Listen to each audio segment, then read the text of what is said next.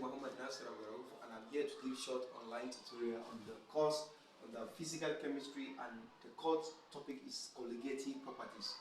What is colligative properties? Colligative properties is basically refers as the amount of the solid particles that tend to dissolve in a given solvent to form a solution is referred as the colligative properties. It refers as the properties of amount of solid particles that dissolve in a solvent to form a solution is referred as what? Colligative properties.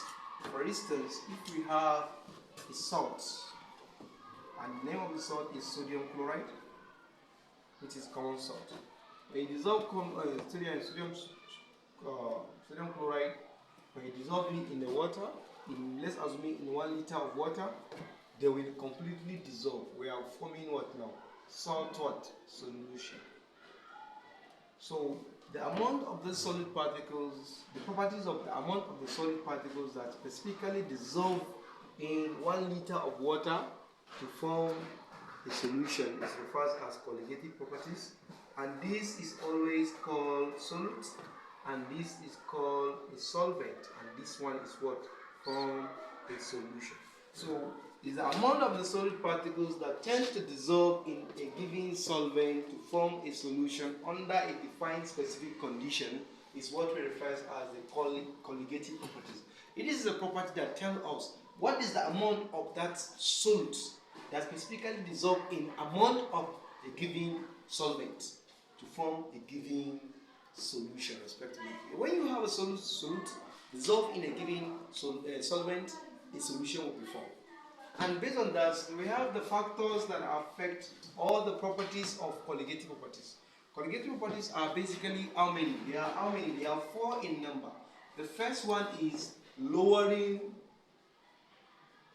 vapor pressure. Number 2, we have freezing point depression. Freezing point depression.